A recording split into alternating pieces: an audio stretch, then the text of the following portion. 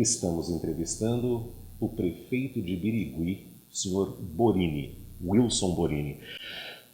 Prefeito Borini, uma outra coisa que falam muito em Araçatuba é que nós não temos capacidade de endividamento para realizar alguns projetos. E algumas pessoas até fazem caçoada, dizem que a Araçatuba não tem capacidade nem para fazer dívida. Primeiro, dá para o senhor explicar o que é ter capacidade de endividamento?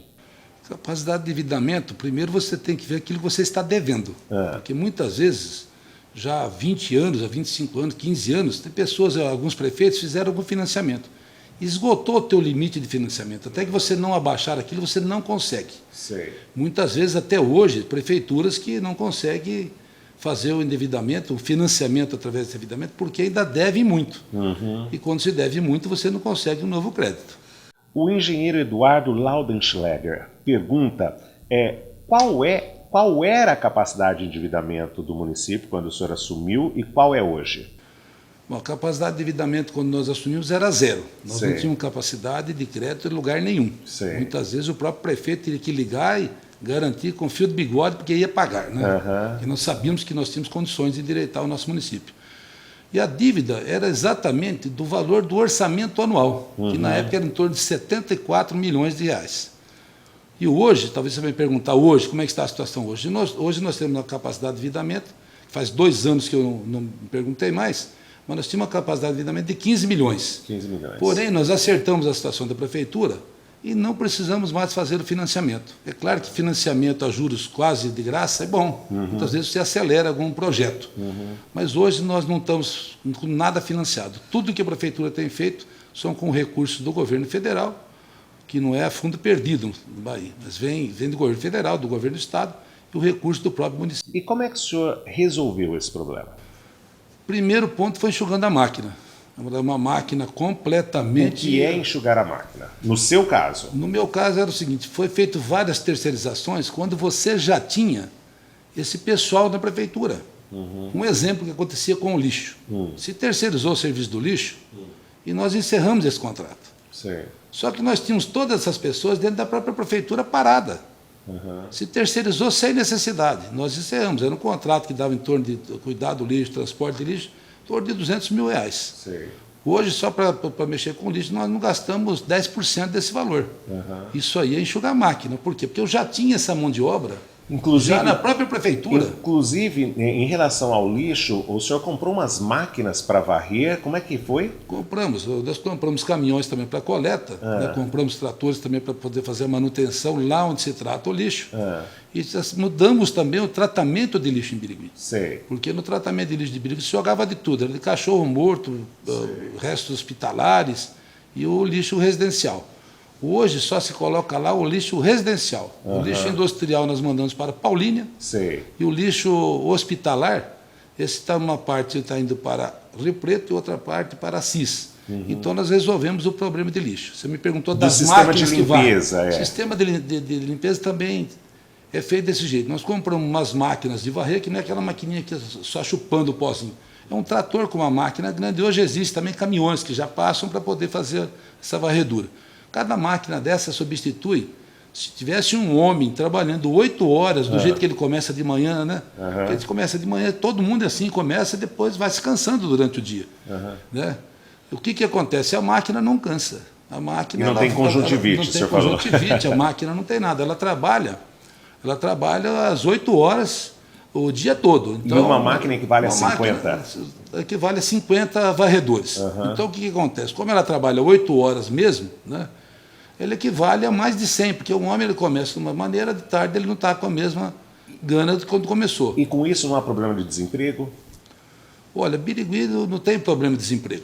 Apesar que nós temos um concurso agora, deu 20 mil inscrições, mas muita gente de fora que procura Birigui.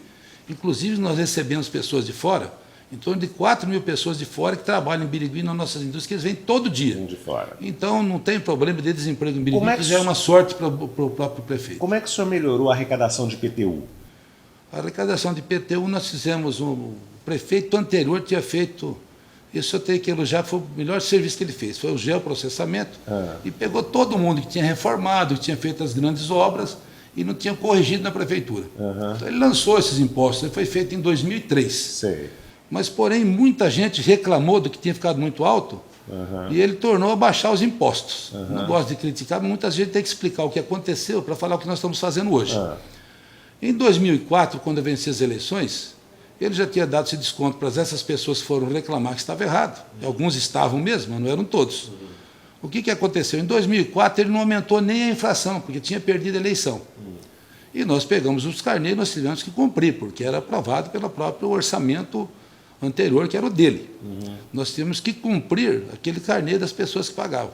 Mas para o ano de 2006, nós pegamos o geoprocessamento de 2003 e calculamos toda a inflação em cima de 2003, que era a conta que ele tinha feito certo na época. Mas muita gente não pagou o que tinha que pagar. O mais pobre pagou, mas aquele que tinha umas condições financeiras melhor, tinha condições de ir até no gabinete, ir até no departamento, ou entrar com o próprio recurso, e acabou descontando. Mas o pobre lá não conseguiu fazer isso aí. Mas o senhor contratou uma equipe para cobrar o IPTU? Nós contratamos. Depois de tudo isso, ainda acontecia que muita gente ainda não pagava os impostos. Nós contratamos uma empresa para cobrança. Essa empresa, o que é? Você aluga o software dele, eles te dão todas as orientações daquilo que você tem que fazer. Se uma pessoa hoje estiver devendo para a prefeitura e ele tiver dinheiro na conta em qualquer banco, o sistema entra na conta dele, sem autorização dele, sem nada, e esse dinheiro entra para os cofres da prefeitura. E o asfalto e o recap, como é que o senhor tem conseguido? Vocês têm a usina de asfalto? Olha, nós tínhamos, já quando eu assumi, tinha uma usina, era muito antiga, o asfalto a frio. Nós tivemos um problema no começo da administração, porque no começo eu achava que estava tudo certo, né? Eles diziam que estava tudo certo. Quando nós reservamos uma certa quantidade de dinheiro para poder fazer o recapeamento, aí que veio o problema. A máquina não era suficiente, as pessoas que estavam lá também não era suficiente. E o que vocês fizeram? E nós chegamos a fazer um pouco de asfalto, de jeito estragou. Sei, mas vocês compraram? Quando aconteceu isso, nós compramos tudo novo. Hoje a máquina nossa de fazer o asfalto é nova, o caminhão espargidor é novo, o rolo compressor é novo. Então vocês têm uma usina moderna. Nós mudamos o chefe, as pessoas foram treinadas para isso. Nós viemos até Araçatuba no DR pegar a fórmula certa para fazer o asfalto e hoje está ficando de boa qualidade. E a usina de reciclagem, já que vocês têm a de asfalto, ela virá? A usina de reciclagem, nós estamos agora adquirindo um terreno. Muita gente fala, por que não fez antes? Porque o recurso não dava para fazer tudo. Mas nós estamos adquirindo agora uma área de 20 alqueires, onde nós vamos fazer a reciclagem de construções e restos de materiais servíveis e inservíveis. Então nós temos uma área agora de 20 alqueires, bem dizer, quase pronta já, e já estamos soltando a licitação desse equipamento para poder triturar galho, vai triturar o resto de construção, e nós vamos fazer o serviço que tem que se fazer para o meio ambiente. Na nossa conversa, o senhor falou de uma conta que maus políticos fazem para iludir a população. O senhor pode explicar a conta? Essa conta é o seguinte, quando as pessoas vão dar entrevista, e as pessoas cobram, né? Porque eles votaram, eles pagam os impostos, e tem o direito da cobrança. Eu acho que tem o direito da cobrança. Nem tudo você consegue fazer. Mas o mau político, ele dá uma entrevista da seguinte maneira. Eu gasto 25% na educação, que é obrigado você gastar 25%. 15% na saúde, mas 15% na saúde não dá. Então eu gastei 20% na saúde, são 45%. Eu tenho mais uma folha de pagamento de 50%, que você não pode passar de 54%. Quando chega nos 50%, já tem um alerta. Uma folha de 50% sobra 5% para o resto, não dá para fazer nada. Mas a conta não é bem assim. Como é a conta? É uma conta ilusória. Então vai, como é a conta? Quando você fala em 25% que você gasta na educação, aí está os 25% das construções que você está fazendo, do material escolar que você compra, do uniforme que você compra, e o salário de todas as pessoas que trabalham na educação já está embutido nesse 25% e não no 50% total da folha. Entendi. Como nós temos aí 33% da cidade que trabalha na educação, o que é dos funcionários, né? Quase 33% trabalha na educação. Então essa folha já está embutida nos 25%. A mesma coisa acontece na saúde com os 15%. Sei. Quando você gasta os 15%, que é obrigado você gastar no mínimo os 15%, nós lá estamos gastando 23%. Já está embutido também a mão de obra dos médicos, das enfermeiras, dos assistentes, o motorista da ambulância, a despesa da ambulância, então, os remédios. Tem que tomar cuidado com essas contas. Tem que tomar cuidado com essas entrevistas. Com essas entrevistas e com as contas que fazem frente às câmeras. O senhor fala que ser totalmente transparente é impossível, que o senhor é o mais transparente possível. Fale disso. Olha, porque muitas vezes você tem que fazer que nem um time de futebol que vai contratar um jogador. Ele tem a maior vontade de falar que ele está contratando aquele atleta. Mas ele não pode ser transparente, porque senão um outro pode ir lá e fazer a mesma coisa. Sim. E na prefeitura acontece a mesma coisa. As nossas contas são transparentes, eu sou uma pessoa bastante transparente, né? Que eu gosto das coisas certas. Mas muitas vezes você me pergunta uma coisa que eu não posso responder. Que muitas vezes você está passando para o adversário a bola. Então nessa hora você não pode ser transparente. É por isso que eu digo que você não pode ser totalmente transparente. Nós conversamos também sobre a dificuldade que é cumprir planos de governo, que aqueles planos são ilusórios. Eu falo que eu gostaria que existisse uma lei. E o senhor fala que isso não é possível porque a gente só sabe como a coisa está na transição no dia em que põe o pé lá, porque tudo é escondido. É mesmo? Se esconde tudo. Nós não estamos escondendo, nosso governo não. Quem assumir, vai assumir sabendo tudo o que está acontecendo mesmo, né? Mas o que acontece? Quando você é candidato, você precisa fazer uma parte de ilusão para poder ganhar o voto. Senão não existe. Muitas vezes as pessoas prometem coisas impossíveis. Sim. E eu não fiz isso, porque tudo que eu prometi no primeiro mandato, eu cumpri. Tudo aquilo que nós falamos, nós cumprimos. Tanto que eu fui reeleito com uma certa facilidade, com um candidato com bastante prestígio. Sim. Mas a população reconheceu a seriedade do nosso governo. E muitos colocam muitas coisas em plano de governo, né? E não vai conseguir fazer aquilo nunca. Porque sempre ele acha que a prefeitura está bem. E na hora que você vai assumir... Ele pisa lá, não é aquilo que as informações que você tinha.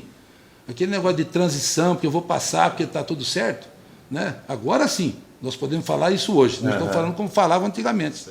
Hoje nós podemos fazer uma transição. Muitas vezes você não quer nem atender a pessoa que ganhou, porque ele é um adversário ferrenho teu politicamente. Mas ele vai pegar a casa em ordem. Ele não vai falar, está em ordem. O senhor sabe uma coisa que eu gostei muito? Eu gosto muito de gente que pensa fora do padrão. E quando um prefeito pensa fora do padrão, então, eu acho bárbaro. Eu queria que o senhor contasse aquela história de uma verba que precisaria ser usada no centro da cidade. O que é que o senhor fez? O que acontece? São verbas parlamentares. E muitas vezes o orçamento da União não permite que venha de qualquer ministério. Aconteceu o seguinte em Birigui. Tinha umas verbas para vir o ano passado, mas era do Ministério do Turismo. E o turismo não permite que você faça as realizações de asfalto na periferia. Muitas vezes vem do Ministério da Cidade, o prefeito aplica onde tem mais necessidade na periferia, o bairro mais pobre, a gente tem feito isso. Mas quando vem do Ministério, como está dizendo, do Turismo, eles dizem que tem que ser na parte central da cidade. Mas acontece que a parte central de Birigui eram apenas 8 quarteirões ali em volta da prefeitura, em volta da igreja matriz, que se considerava parte central. Como nós conseguimos uma emenda, algumas emendas muito maior do que isso, e veio desse ministério, porque em outro ministério não tinha dinheiro, o orçamento não permitiu, o que nós temos que fazer? Mudar o centro da cidade. Nós ampliamos o centro da cidade para que esse dinheiro nós não devolvêssemos e pudéssemos investir na própria cidade. Senão nós íamos perder todo esse dinheiro. Eu achei fantástica essa história, porque já que não dava de um jeito, o senhor pensou, o que é que eu posso alterar em nível municipal? Foi lá e alterou o centro da cidade. Nós mudamos o centro das cidades, aumentamos a área do centro da cidade, os engenheiros da Caixa que vêm aprovar concordaram que até naquela área era permitido mesmo, que é uma área bastante central, de muito comércio e essas coisas. Foi quando nós conseguimos fazer com que essas emendas chegassem até Birigui. Eu gostei muito desse pensar fora do padrão. Questão de opinião, volta já.